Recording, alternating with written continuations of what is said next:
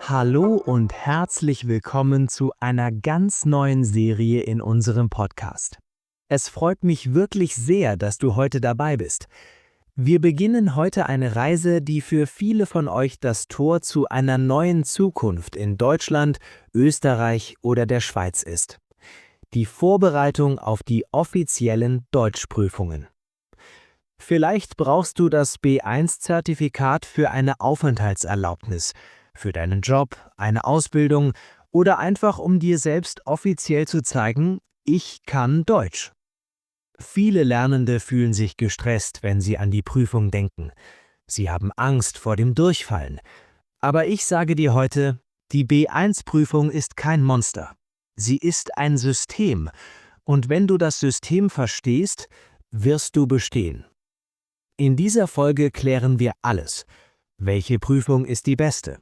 Wie viele Punkte brauchst du genau? Wie managst du die Zeit? Was musst du wirklich lernen und was kannst du ignorieren? Wir gehen heute über das Lehrbuch hinaus. Wir schauen uns die Realität im Prüfungsraum an. Atme jetzt einmal tief durch. Bereite dich mental vor. Wir starten jetzt. Goethe, Telg oder ÖSD? Die richtige Wahl treffen. Zuerst schauen wir uns an, welche B1-Prüfungen es überhaupt gibt.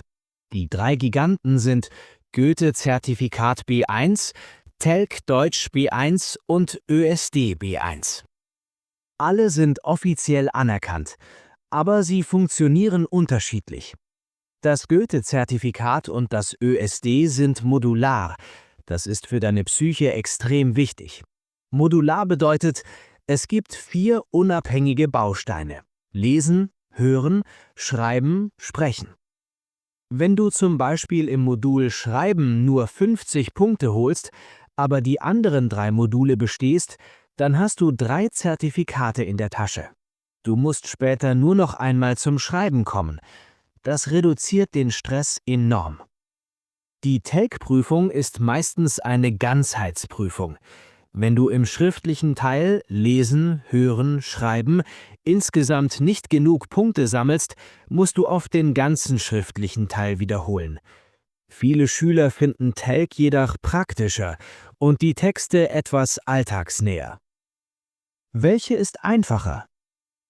Es gibt keine einfache Prüfung. Aber wenn du ein nervöser Mensch bist, empfehle ich Goethe oder ÖSD wegen des modularen Systems. Wenn du ein Mensch bist, der gut unter Druck funktioniert und alles an einem Tag erledigen will, ist Telg eine sehr gute Wahl. Die harten Fakten, Punkte und Kriterien. Lass uns über Zahlen sprechen. Wie viele Punkte brauchst du, um zu bestehen? Bei fast allen B1-Prüfungen liegt die Grenze bei 60%. In der Regel gibt es 100 Punkte pro Modul. Das heißt, du brauchst mindestens 60 Punkte. Ein wichtiger Punkt, den viele vergessen: Die Prüfer bewerten nicht nur die Korrektheit, sie bewerten die Erfüllung der Aufgabe. Wenn du eine wunderschöne E-Mail schreibst, aber vergisst, den Termin zu nennen, der in der Aufgabe gefordert war, verlierst du Punkte, egal wie perfekt deine Grammatik ist. Lass diesen Gedanken kurz wirken. Es geht nicht um Perfektion, es geht darum, die Aufgabe zu lösen. 60 Punkte sind das Ziel. Du musst nicht 100 Punkte haben. Ein Bestanden mit 62 Punkten ist genauso viel wert wie ein Bestanden mit 98 Punkten. Lesen verstehen. 65 Minuten Strategie. Der Leseteil dauert 65 Minuten. Viele Schüler scheitern hier an der Zeit. Sie lesen ein Wort, das sie nicht kennen, und bleiben 5 Minuten hängen. Das ist tödlich für dein Ergebnis.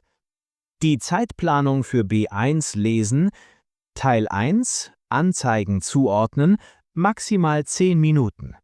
Teil 2 Zeitungsartikel oder Informationen, maximal 20 Minuten. Das ist der schwerste Teil. Teil 3 Anzeigen oder Werbung, maximal 10 Minuten. Teil 4 Meinungen aus Foren maximal 15 Minuten. Teil 5 Hausordnung oder Regeln maximal 10 Minuten. Meine Strategie: lies zuerst die Fragen. Dein Gehirn ist wie eine Suchmaschine. Wenn du die Frage kennst, sucht dein Auge im Text nur nach der Antwort. Ignoriere unbekannte Wörter. Wenn du 80% des Satzes verstehst, kennst du meistens die Antwort. Achte besonders auf Synonyme. Wenn in der Frage steht, die Person möchte kein Geld ausgeben, such im Text nach kostenlos, gratis oder umsonst. Hör dir diese Strategie noch einmal an. Fragen zuerst lesen, Zeitlimit pro Teil setzen, auf Synonyme achten. Hören. Die Kunst der Konzentration. Das Hörverstehen dauert etwa 40 Minuten. Der Stressfaktor hier: du kannst den Text nicht anhalten. Auf B1 hörst du Durchsagen, kurze Gespräche und einen längeren Vortrag. Die größte Falle: die Distraktoren. Der Sprecher sagt: ich wollte eigentlich mit dem Fahrrad kommen, aber es hat geregnet, also habe ich den Bus genommen. Wenn die Frage lautet, wie kam die Person zur Arbeit, und du hörst nur Fahrrad und kreuzt sofort an, hast du verloren. Du musst den ganzen Satz hören. Mein Tipp: nutze die Pausen zwischen den Aufgaben, um die nächste Aufgabe zu lesen. Unterstreiche Schlüsselwörter. Wenn du ein Wort verpasst hast, lass es los. Konzentriere dich sofort auf die nächste Nummer. Wer über die letzte Aufgabe nachdenkt, verliert die aktuelle. Schreiben. Struktur ist alles. 60 Minuten. Beim Schreiben hast du meistens 3 Aufgaben: eine informelle E-Mail, eine Meinungsäußerung und eine formelle E-Mail. Zeitmanagement. Aufgabe 1, informell, 20 Minuten. Aufgabe 2, Meinung, 25 Minuten. Aufgabe 3, formell, 15 Minuten. Was die Prüfer hassen: Texte ohne Struktur. Jeder Text braucht erstens Anrede, liebe Maria oder sehr geehrte Damen und Herren, zweitens Einleitung, wie geht es dir oder ich schreibe Ihnen bezüglich, drittens Inhaltspunkte. Du bekommst meist 3 Punkte.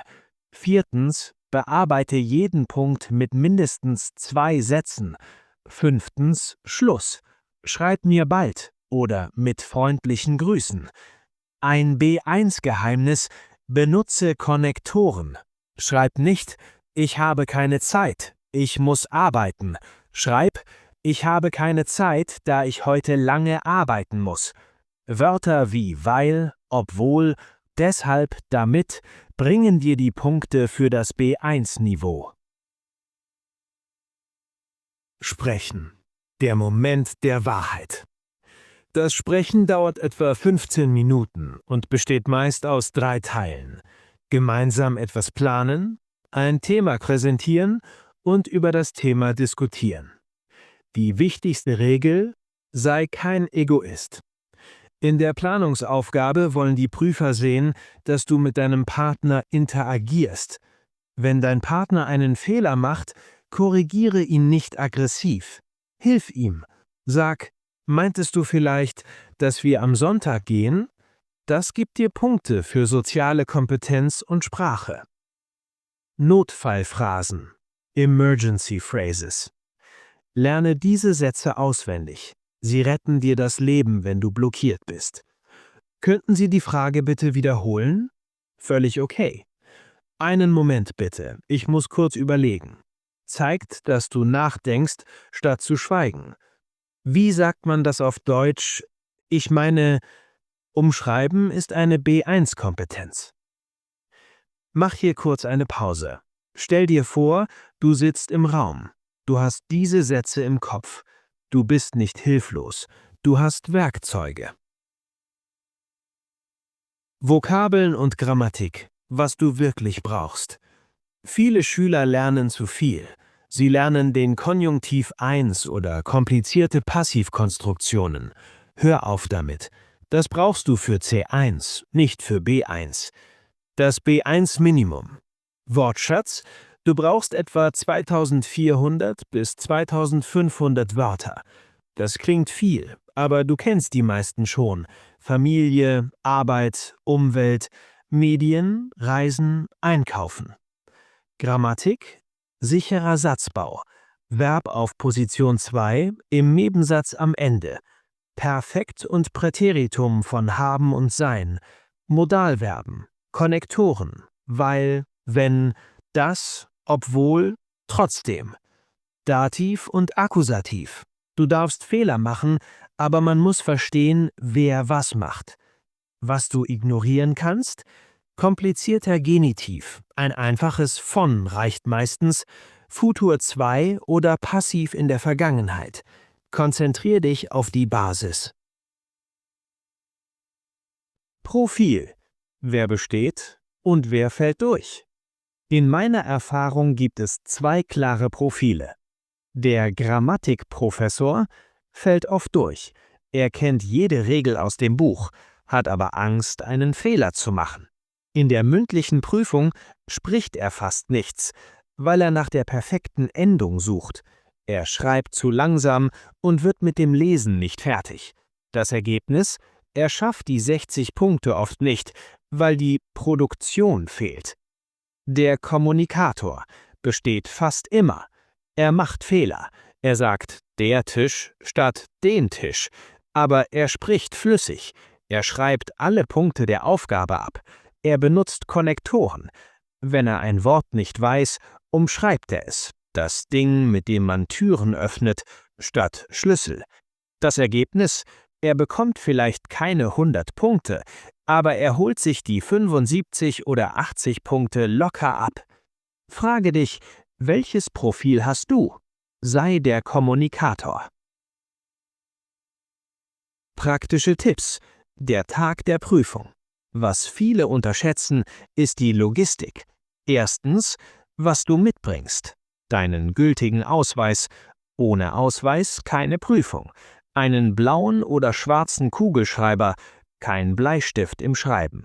Wasser in einer durchsichtigen Flasche. Zweitens, was du zu Hause lässt. Dein Smartphone und deine Smartwatch. Drittens, wenn dein Handy in der Tasche klingelt, ist die Prüfung für dich sofort beendet. Viertens, ohne Diskussion. Fünftens, Pünktlichkeit. Wenn auf der Einladung 8:30 Uhr steht, sei um 8 Uhr da. Sechstens, wer zu spät kommt, darf den Raum nicht mehr betreten. Dein 4-Wochen-Trainingsplan. Wenn du in einem Monat Prüfung hast, mach es so. Woche 1: Fokus auf Input. Jeden Tag 20 Minuten lesen und 20 Minuten hören. Gewöhne dein Gehirn an das Tempo. Woche 2: Fokus auf Schreiben. Schreib jeden Tag einen Text zu einem B1-Thema. Lass ihn korrigieren von einer KI oder einem Lehrer. Lerne deine typischen Fehler kennen. Woche 3: Fokus auf Sprechen. Nimm dich selbst mit dem Handy auf. Präsentiere ein Thema vor dem Spiegel. Lerne die Redemittel auswendig. Woche 4: Simulation. Mach mindestens 3 komplette Modelltests mit einer Stoppuhr. Du musst wissen, wie sich 65 Minuten Lesen anfühlen. Ganz wichtig: Trainiere nicht nur mit deinem Lehrbuch. Arbeite unbedingt mit echten Modelltests. Du kannst dafür offizielle Prüfungsbücher von Goethe, Telk oder ÖSD benutzen oder Modelltests aus dem Internet. Diese Tests zeigen dir nicht nur den Wortschatz, sondern vor allem das Format, die Zeit und die Logik der Prüfung. Je öfter du mit echten Prüfungsaufgaben trainierst, desto ruhiger wirst du am Prüfungstag sein, weil nichts mehr neu ist. Lass diesen Plan kurz wirken. Er ist machbar. 30 bis 60 Minuten pro Tag reichen aus. Wir kommen zum Ende dieser Folge. Wir haben heute gelernt, B1 ist kein Test der Perfektion, sondern der Kommunikation. Punkte: 60 von 100 ist dein Ziel. Lesen: Fragen zuerst lesen. Schreiben: Struktur und Konnektoren sind dein Ticket zum Erfolg. Sprechen: Interaktion mit dem Partner ist wichtiger als fehlerfreie Grammatik. Du bist jetzt einen großen Schritt weiter. Du hast die Strategie. Jetzt musst du nur noch anfangen. In der nächsten Folge dieser Serie gehen wir eine Stufe höher. Wir sprechen über die B2-Prüfung. Warum ist sie so viel schwerer? Warum scheitern so viele an diesem Level und wie kannst du es besser machen? Wenn du professionell in Deutschland arbeiten willst, ist B2 dein Ziel. Hör dir diese B1-Folge in den nächsten Tagen noch einmal an. Beim ersten Mal hören hast du die Infos bekommen. Beim zweiten Mal hören fängst du an, die Zeitvorgaben zu verinnerlichen. Beim dritten Mal hören werden dir die Notfallsätze vertraut vorkommen. Vielen Dank, dass du heute dabei warst. Ich glaube an dich. Du hast die Motivation. Und mit diesem Masterplan wirst du dein B1-Zertifikat schaffen. Bleib ruhig, bleib strukturiert und vor allem bleib dran. Wir hören uns in der nächsten Folge. Bis bald und viel Erfolg bei deiner Vorbereitung.